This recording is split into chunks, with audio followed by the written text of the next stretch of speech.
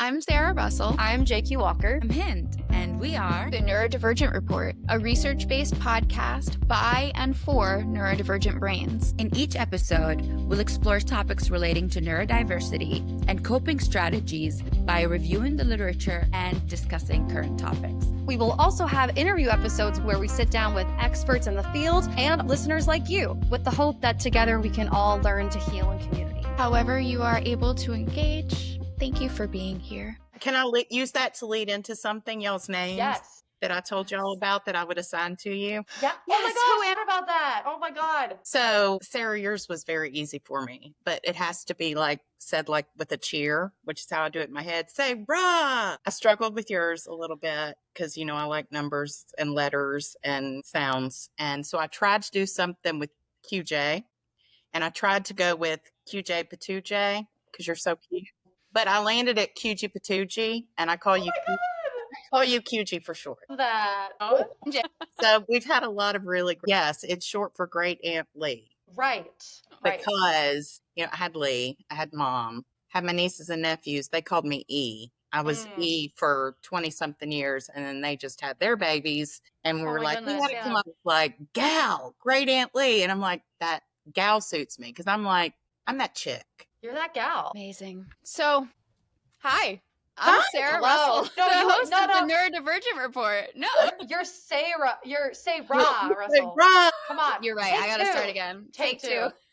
Hello. I'm Say-Rah Russell. No, that didn't sound good. I'm Say-Rah. Say-Rah. So when you got to do a little Say-Rah. Yeah, you got to do this. Ooh, I feel like I need to be doing Little Say-Rah. Welcome to the Neurodivergent Report. By the way, I'm JQ Walker, but today I'm also QG, which is... Because you're so cute. Because you're so cute. A little QG Patooj. Yeah. Yes. And welcome to the Neurodivergent Report. We're here with Leigh Ann, also known as Gal. We're going to be talking about art. We're going to be talking about burnout. We're definitely going to be talking about workplace bullying and stigma.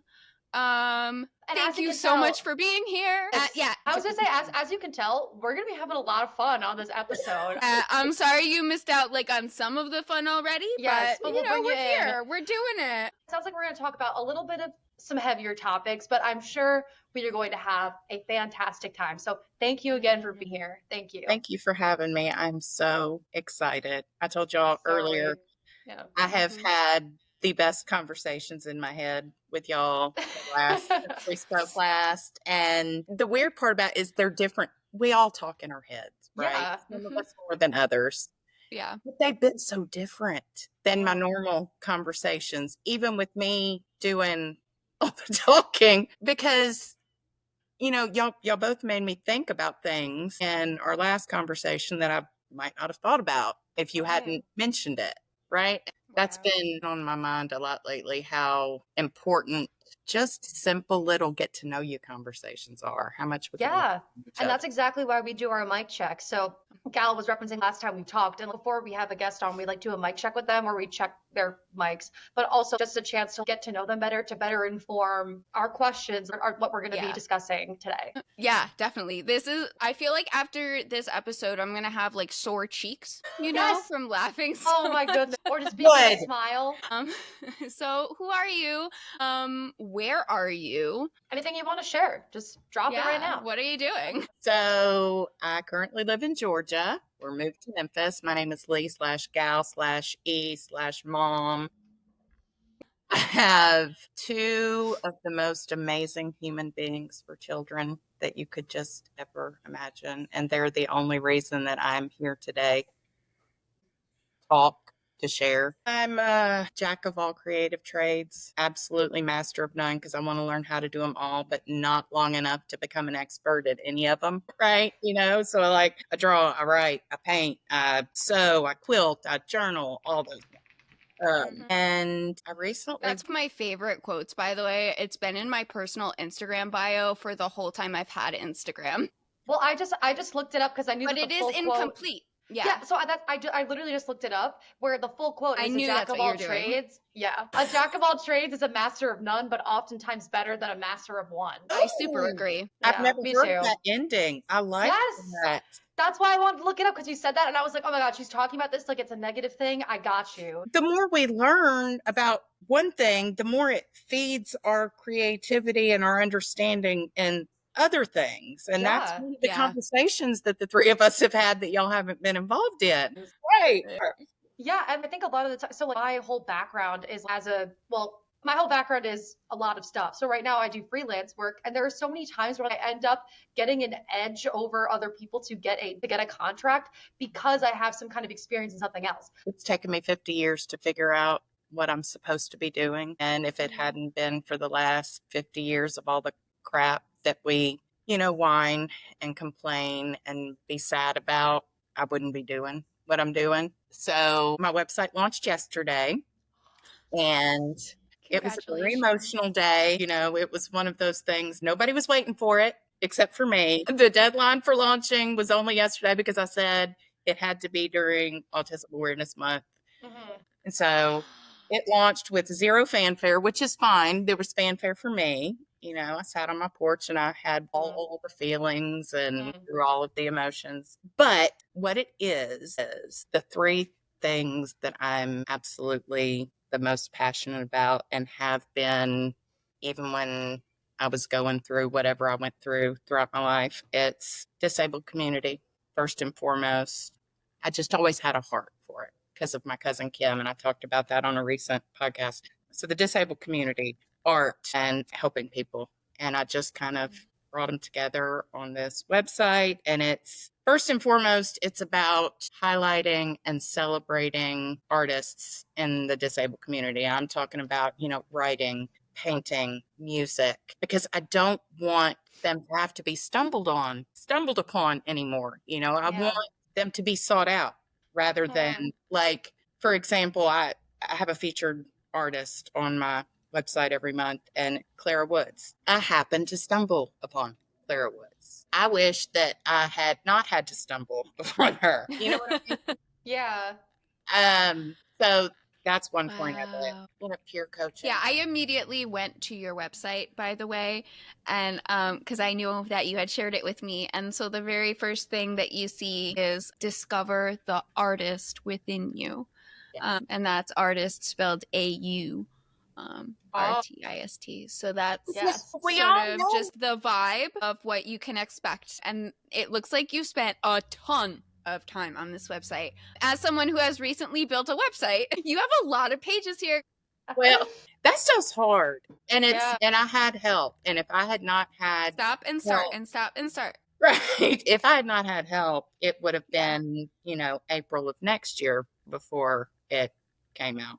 Which, by the way, we will be putting the link in the show notes, so the people who are listening, you'll be able to Absolutely. access. Thank you. Yes. Thank you. So a lot of it too is peer coaching. I think that is so undervalued, and there's so few of us still. Therapy, of course, has its place. Still able to provide services. Right. And I just think there needs to be, because we all experience our neurodivergency through different lenses, because that's what human nature is all about. And I'm going to connect with somebody that maybe, QGU can't quite relate with because you haven't had their experiences. And so that's a part of it. And then confidence. And another thing is confidence in our hobbyists, right? All we see on social media is the professionals, the ones who, it's not their intent, but leave us feeling really crappy about ourselves, Or Right. And right. And so that's kind of the whole point of the whole thing, building confidence in us jack of all trades who will never be a master of something, but just learning.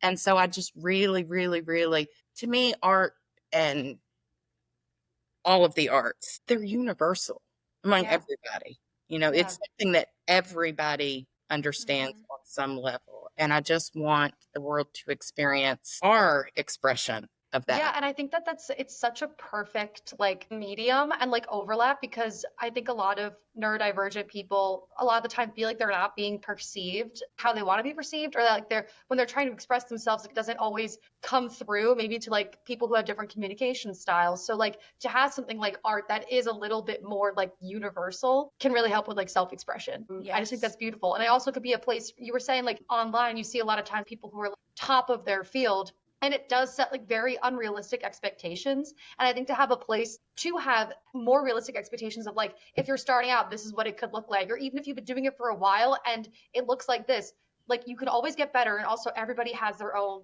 style and everything, and everyone has their own unique voice or way of doing something that, yeah, like everything has value. And I just feel like that's like such a beautiful place to like to get that like I want to say reinforcement, but I feel like it's something that should be so normal. Like it makes sense for everybody's art to look different, to sound different. And yeah, that just sounds like such a great resource for Social media everyone. makes us feel like we're doing everything wrong.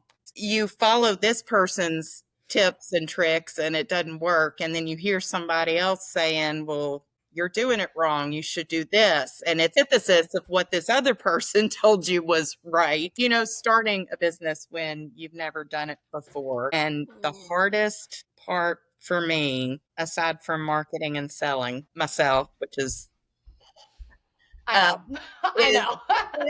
the plan. I am very task driven and goal oriented. And I'm one of those people that even if the plan's not going to go according to plan, I want that comfort of knowing that there is a plan. Mhm. So when you're Yeah. working in an established role in a corporate environment, you know, it's like, okay, on Monday mornings at from 8 to 8:30, I can block out time for this because I know what this specific task is and what needs to be done.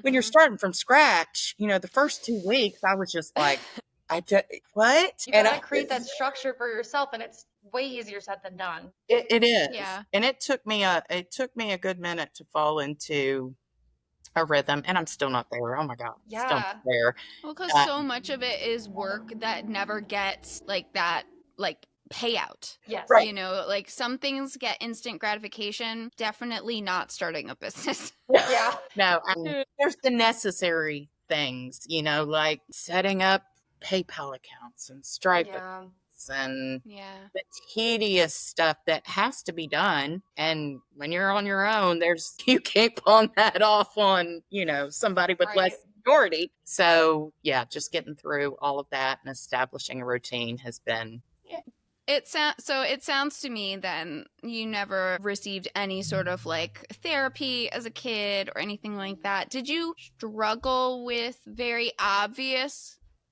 ADHD symptoms? well, you see how expressive I am. Yeah, I was like that too, but you're just like, I don't know, you're just a bubbly girl.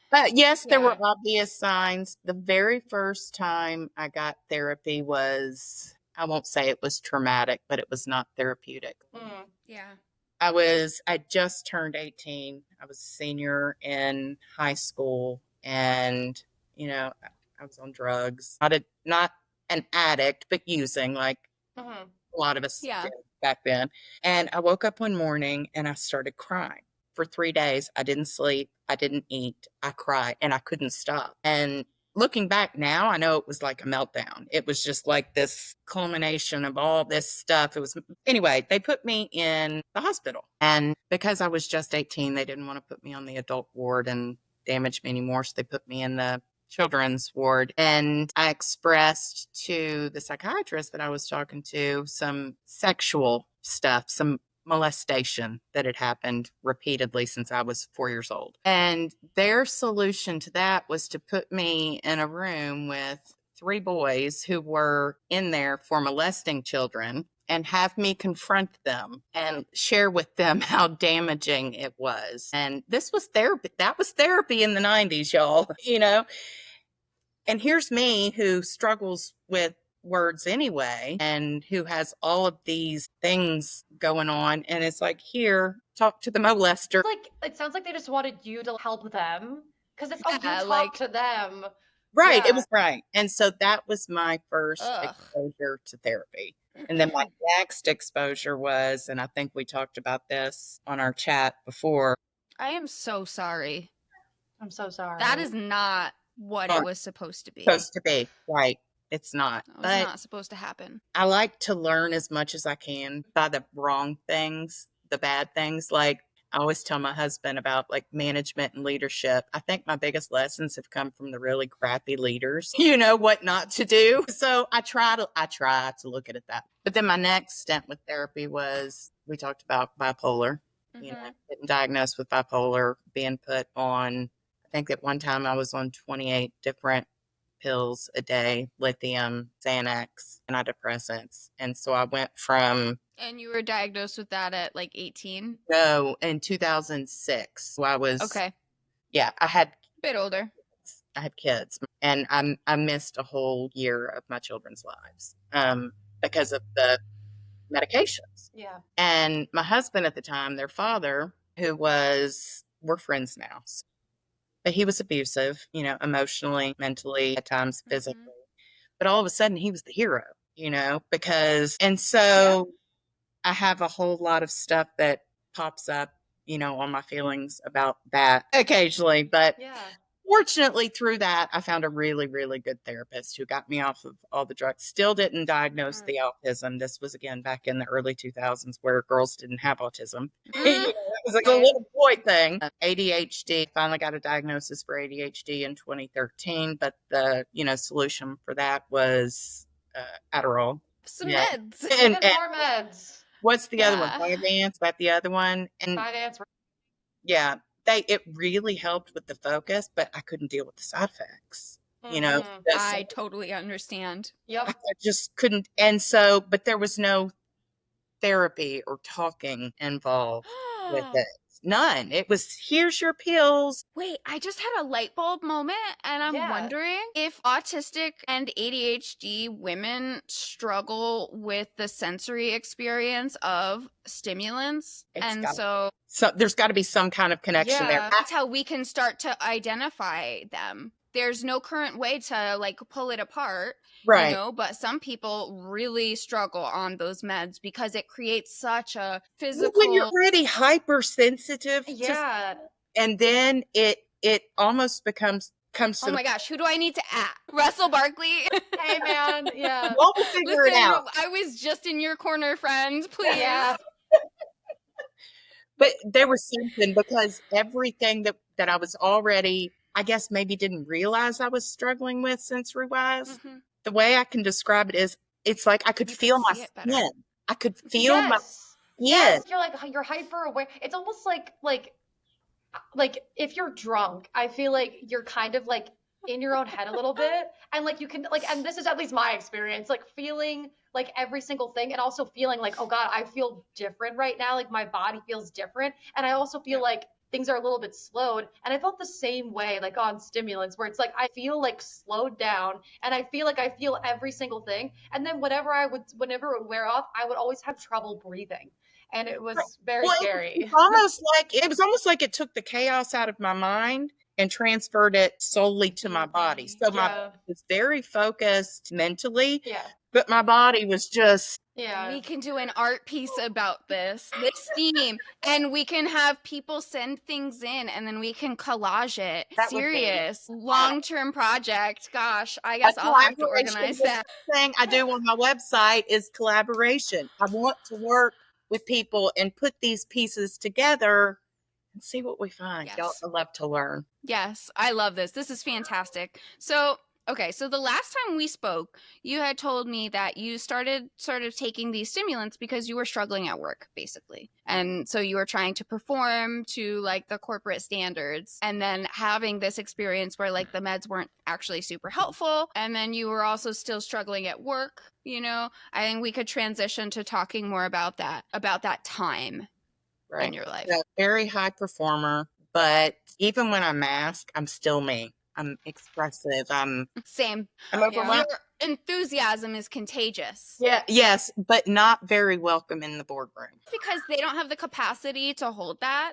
And Right. that's a them problem, but I understand. I had, That's why I'm not like- invited to the boardroom. I was wondering, because it sounds like we all kind of have very similar like ways of expressing ourselves, because I've gotten the same thing. Like you're too, like, you know, it's like a lot. But also, like, did you guys ever get that you ask too many questions? Because I'm just like, I want to make sure. What's But got me in the most trouble, and yes. especially at this last job that I left, you know, I'd ask because the communication was just Yeah. foreign.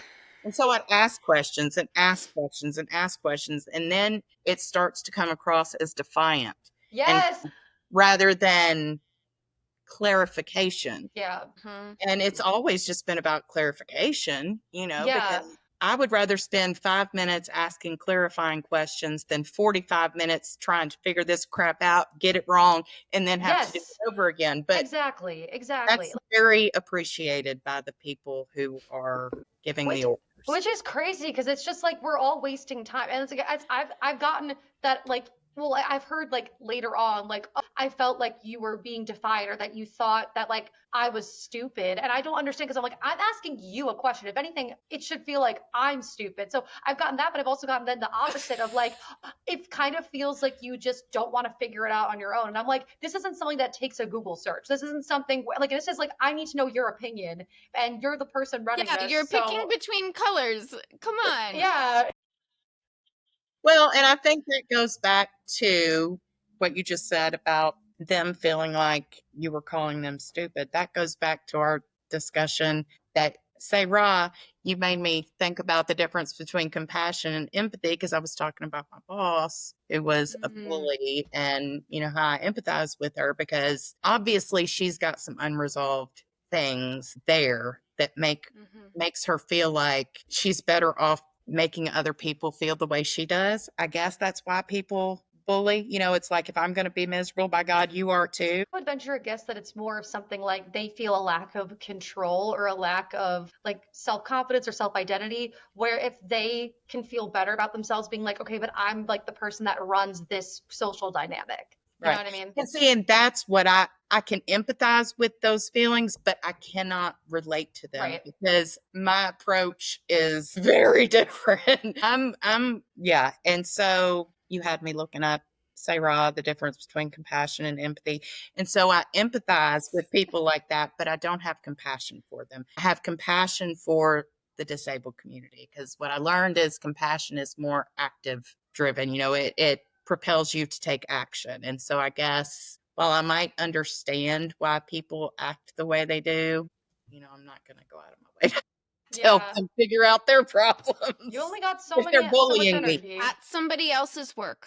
Right. If they're and they have to express a desire to do their work, you know, because I think ready, willing, and able. We hear them go in the like addiction sphere of treatment. And I actually just heard my own mother say that she finally went to the doctor because she just realized that it wasn't going to go away. She's like, well, I just finally admitted that I had a real problem. And then it turns out that she had an x-ray done on her pelvis, and she's got 2 malformed femurs. Huh. Yeah. And like a congenital, like a birth defect. So that's but it crazy. took her getting, you could just, oh yeah, she had to get so unwell. She had to get to that point, and nobody could have forced her to get there. Nope. You could give advice, you could give pushing, you could try to bully somebody, but each and every one of us has to reach our own conclusions on our The own. straw that broke the camel's back. Exactly.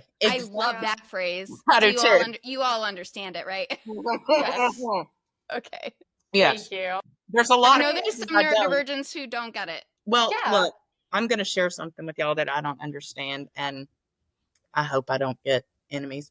I don't understand the spoon thing. I understand the theory behind it, but I always go back to why spoons. And there's not a good answer for that. Same thing. At first I thought you were gonna be like, I just like don't understand the theory. Thing to say. I thought you were gonna say like, I don't understand like the theory. Like I always have energy, and I was like, okay, queen, cool. But you're saying the spoons thing, and I literally had this conversation the other day where I was like, I don't know why it's spoons. But I think it's arbitrary, right? Like it is totally arbitrary, and it's fine. There is absolutely nothing wrong with it. It's clearly it's made an impact. It's stuck.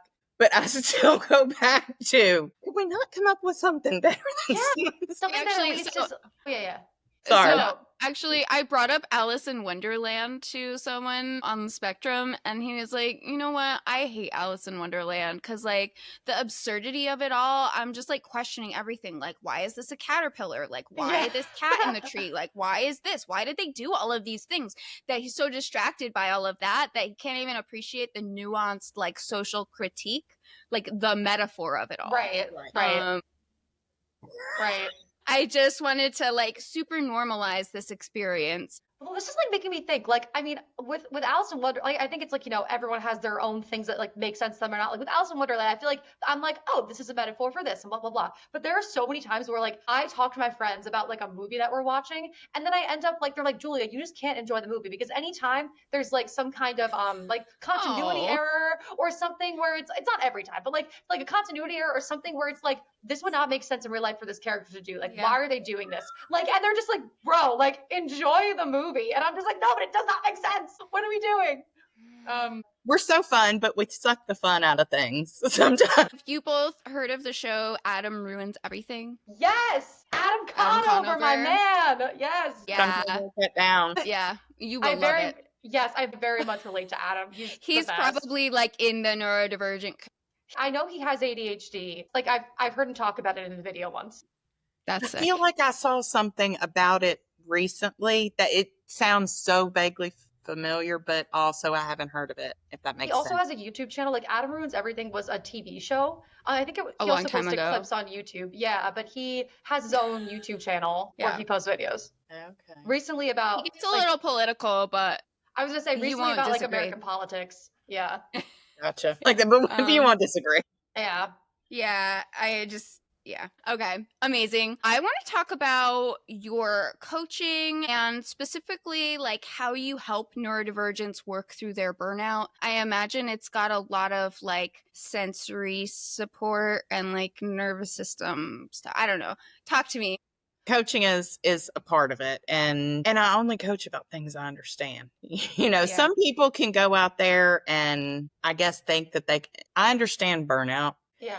I understand Yeah. burnout. Professional from work. Lived experience. Right. And I started doing everything that I teach months before I quit this job. So it's not about staying where you're at, right? Because even if I had had this, I still would have left because it Mhm. didn't change the environment.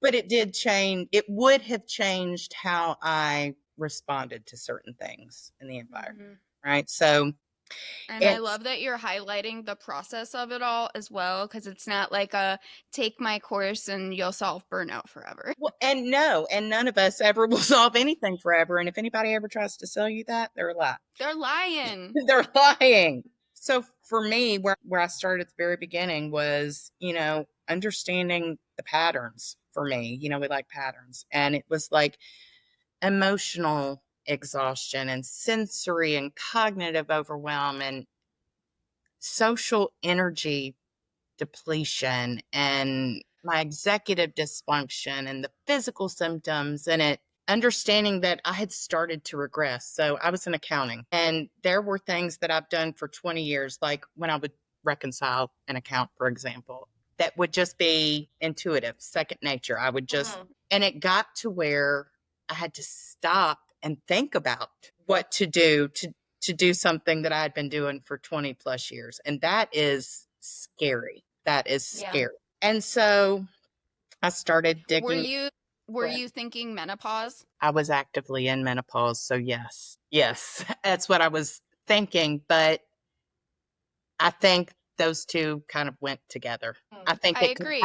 I could have happened at any time. It just happened to coincide with menopause, which is something else we don't talk about enough as well. Definitely not. But some of the similar symptoms that you're mentioning are like the brain fog, the focus issues. Some Right. people when they start hitting perimenopause. So Right. yeah, Because it Totally. highlights everything. consistent with the research. Right.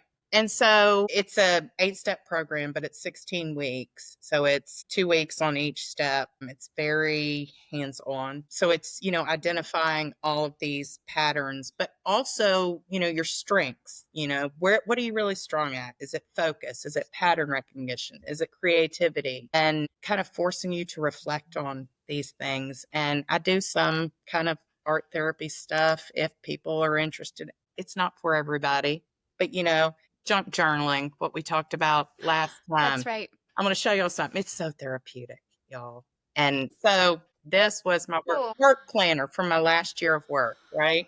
And so Beautiful it's book. filled with the first thing I turned to the other day when I started looking through it was April of 2024. You see, I have crying faces drawn. Oh my A gosh. year ago. Yeah. I don't throw away planners. Like I'm one of those. I've got a planner, and so anyway, I couldn't throw it away, but it also stressed me out to look at it.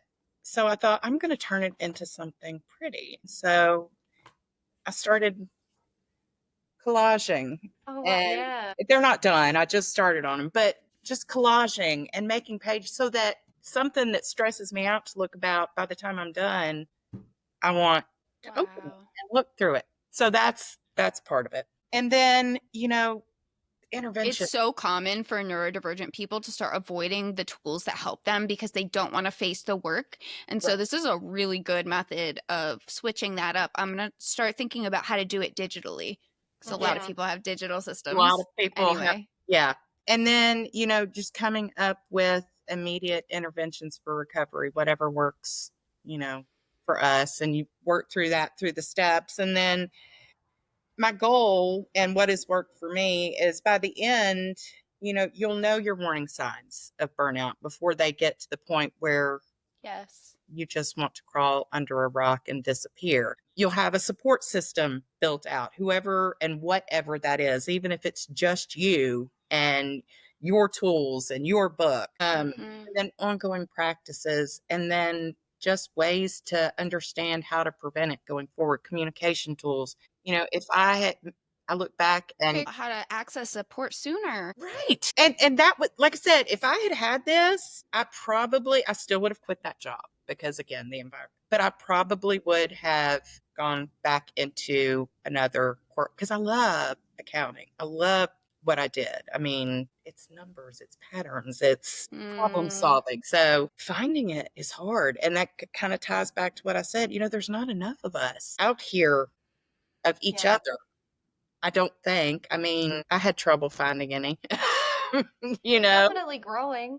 Yeah, it is. Yeah, we're just not all talking to each other. So yeah, What's it would be cool if we could figure out. out ways to like link all of our communities. Oh, I and don't I know. was thinking about that the other day. Some sort of neurodivergent coaching collective where, you I've really, been wanting to start a union, heck, yes. the neurodivergent union. Well, because my thing is somebody can be excellent and doing really well, but they're going to reach their capacity and somebody's going to slip through the cracks and, not get the value and not get. And so if we have this sort of collective and referral system and we know that, hey, Leigh specializes in professional burnout, I'm going to send this person, I'm going to recommend them to her. Or I know that QG Patooj does animation, Yeah, I know. and I just think that would be it's another step in the right direction with, health insurance right now and getting therapy. Absolutely. But if somebody doesn't have access to it or can't afford it, what's the next best thing? So it's just putting all of the options out there. And I just think there needs to be more conversations around it, I guess. So there's my 2 cents. What else? I'm thinking. Yeah, we have not run out of stuff to talk about. Yeah, I mean, because honestly, I've been thinking about this for the last 5 months, y'all. The reason why everybody doesn't want to bring their communities together is because that's how they make money. How do they make money? And so in Oh, order okay. to join the community, usually there's some kind of a subscription fee. And that varies wildly based on who you are, what you're offering, what your community is, But I mean, I've thought about that. I've thought about that too. And I hate talking about money, but I no, but say I know it. that's what it is. I That know is- that's the problem. And so that's why I was thinking if we all become a union, if we all become a collective, but like those who have achieved success aren't going to want to support those Yeah. who are the newbies, right. those who are trying to get out of burnout using the techniques that we learned from you. Yeah. Right. Right. You know, Um, and It's sounding it's sort really familiar, it just sort of feeds but into that's this economy for you. social, and I struggle with that. Okay, perfect example. When I was doing the website and Leigh, what are you going to charge for this? And what do you, I Mhm. was like, I just want to have friends. They can have it for free. Yeah. And the girl, my website girl, she was like, Yeah. no, you Yeah. have to. And then so I set my prices and then I showed it to my niece and she was like, you're not charging. Because for a lot of us, yes, we have to support ourselves. We absolutely have to, no question about it. But do we have to charge somebody 10 weeks of our time? Are we really that valuable? Yeah. Well, it's not even like the thing is it Is could that be that wrong? it Am could I in even be trouble? it could even be that valuable. The thing is though, it's like it's more a question of like just because the market is saying this is at a certain rate, like The do people who need this cannot afford this. yeah. And that's what I told my girl. I was like, we are, as a collective, unemployed, underemployed. Know your Yeah, Right. it's the kind exactly. It's the kind of thing where it's like I guess I could charge more if my main reason to go in this is to make as much money as I can. But like I'm definitely in the boat of like as long as I can just take care of my financial responsibilities and just put a little bit away, like I'm happy. Like I'm not out here Right. trying to be like a millionaire. I'm just yeah. I just want to live my life and I want to help More other money, more people. problems, you know? Yeah. Now, if your goal is specifically financial, how much do you really want to help people? Yeah, You know, exactly. I mean, Exactly. Like no one's doing Someone this. look at me. I had someone look at me and be like, I'm going to make $1 million this year. Are you going to hate me for that? And I was like, it has nothing to do with how much money you have. It's how Yeah. you are making it that I have Yeah. issue with. well, I was thinking about that this morning. You know, all of these people are like, I make $50,000 a month selling soap on Amazon. Let me Yeah. show you how. Here, pay me $1,000. Well, if you're really successful at selling soap on Amazon and making $50,000 a month, Why are you doing this? why You don't do have you- time to create a course. well, and wouldn't you want to give that away to somebody who can't afford it, who's struggling, who's trying to dig their way out Yes. of, if you're already making that, what the hell do you need somebody's Why are you charging? who can't Yeah. pay the rent $1,000? You Yeah. Some know? people don't understand why you don't need 3 private jets. Right. Which is insane. Like sometimes having one of something is enough. You don't need to have multiples of a I know, thing but when you like can so only and ever so use one at a time. I know, but so and so has 3 of them, and I actually kind of want 4 That's what I'm because saying. And that's yeah. super childish. Like who's the Yeah. neurotypical? Well, then too, think of the bad name that it gives those of us like us who really have something to offer and aren't going to rob somebody. Well, they've already Yeah. been screwed by I know. Mr. Beast over And here. therapists as well are facing a similar sort of like, yeah, people are like traumatized by therapy now. Right. And then so then Yeah. it's not only taking away from them getting the help they need, but Yeah. it's also taking away from us being able to support ourselves when we have something truly valuable to offer, right? It's And hard. that is so true. And so, like, to everybody who is listening, I'm just going to refocus. I think you're hearing that we all just want to be in community together. And so come find us. Yes. Well, it goes back to what I've said like 50 times that we've had such great conversations in my head over the past 2 weeks. And that's not shade at my husband and my daughter and my sister, who are the main people I've talked. It's different conversations. There's space for everything. Right. Yeah. It's different conversations. I'm talking to people like me that I've never really, and I'm thinking about things differently and looking at things from a different perspective. And Yeah. It's the journey sort we're of all on, two-way you know, it's just to help environmental. each other and teach each other and learn from each other. And Yeah. I get too philosophical sometimes. No, I'm all beautiful. for it. One thing that this whole thing has taught me is humility and patience. You're putting too much pressure on yourself you're not supposed to know what's going to happen 10 years from now. Mm-hmm. If anybody tries to make you feel like you should, screw them. Yeah. Because I think you need to, I'm not going to tell you what you need to do. What I did No. was refocus on enjoying what you are learning right now and the potential for what it can turn into. And you'll know it when you see it. You will absolutely know it when you see it. It's going to fall into your lap at just the right time. You're going to wake up one morning with that one idea, and you just have to find peace in being okay with where you're at now. If you're happy and you're content right now and it's working, who's to say that you're not going to be happy and content That's true. 10 years from now? I invite y'all onto my podcast where we will explore this. It's called This Might Get Messy, and I feel like this is a perfect for it. Now you might have to remind me what the Teaser. topic is. Yeah. But yes, because I'm so not into the everybody just be 100% yourself, no matter what impact it has on everybody around you mentality that we've got, because it's not okay. Because like I'm even having trouble like with my toddler when I bring him to playgroup. You know, they try to say like, oh, it doesn't matter how he behaves, but like if he's the only one modeling the wrong behavior, like the unexpected behavior, then I'm gonna separate him, and it doesn't matter if he's welcome here. Like, he's being disruptive and he needs to go. Like we don't want to reinforce that he can be this way here because he can't. Like I feel like there's a balance to strike of like being yourself, but also like what. We are social creatures. We are part of community. So it's important to be yourself. I bring my kids into everything because it's such a good example. They're the center of your universe right now. And it is a good example. And it's the kind of thing where it's like you can be yourself and show up authentically, but also like I think that I would venture a guess that most people in the world don't want to be hurting other people. So like if someone like usually when you're kind of like corrected on behavior, if it's not just like a difference between how people do things, it's like, hey, you're actively harming someone, or you're actively like just disrupting something. And that is the kind of thing where I feel like that's reasonable to be like, okay, let me adjust my behavior. Like, and I don't think that that's masking. I think that's more of just being a part of a community.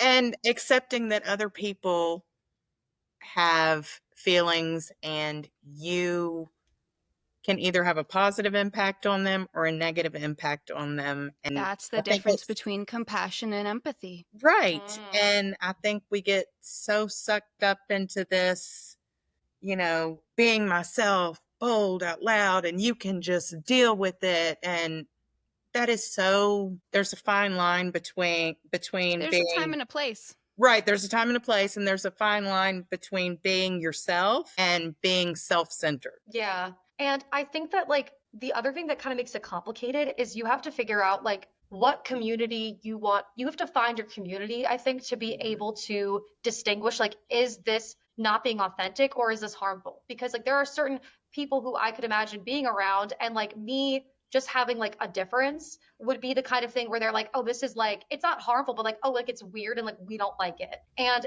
it could be really easy for that to then spiral within that group, especially if it's like an echo chamber, to turn into this person is the bad person and this person is like the wrong person. Like, but like you have to make sure that you're in a group where like you align with them. They're people who you want to be around. And then if they're telling you like, hey, you're doing this thing and it's kind of disrupting stuff, or hey, you're doing this thing and it actually kind of hurt me. Like if these are people like you respect and like you feel like you align with, those are the voices you need to listen to.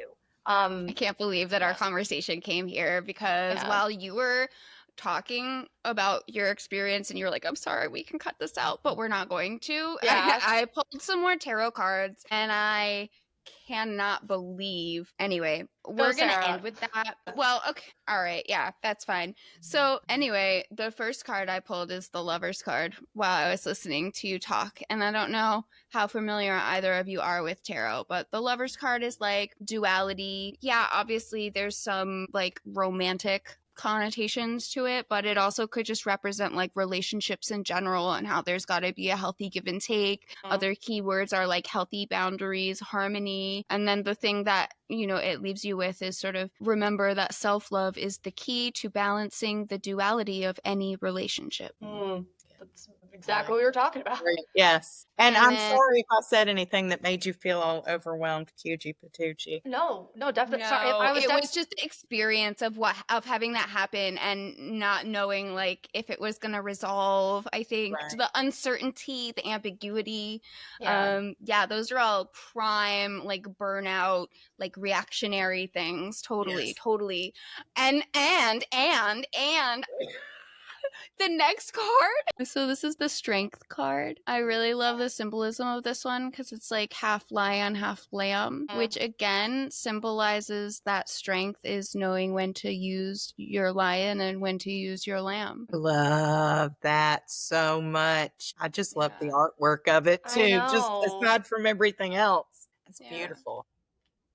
Yeah, and like the upside down of this is like being blocked by fear, self-doubt, self-destructive impulses. So like sort of when we're using those things, when we're engaged in those things, we're not using our proper strength. So Kind of goes back to what I was saying about in the first step of my stuff is identifying your strengths and figuring out how you can utilize them in your Isn't that situation. wild? This has been the And best day, y'all. Yeah, for real. And I'm going to leave you with this. This is the King of Pentacles, overflowing material abundance, patience, determination, confidence, comfort, security. So like this guy has all his basic needs met to the point where he's able to fulfill other people's basic needs as well. And physical needs like financial needs as well.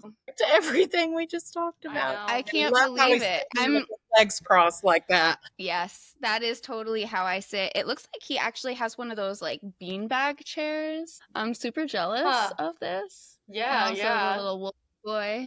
Yes. I love these cards so much. This is the Light Seers Tarot by Chris Ann. And Anyway, I Yes. picked this one because it was really important to me to get a deck that represented like humans, like diversity. My first tarot deck, it was all like white princesses in the forest, which was beautiful. And I loved the chakra theme, but Yeah. it really bothered me how it was just white princesses in the forest. Yeah. I was like, that's not the world I live in. Yeah. or want to live in. For real. Y'all, this has been so Amazing. I was listening to a podcast yesterday and they said plug your pluggables. Plug your pluggables. It just means like, where can people find you on social media? So a lot of places that I don't go, like Okay.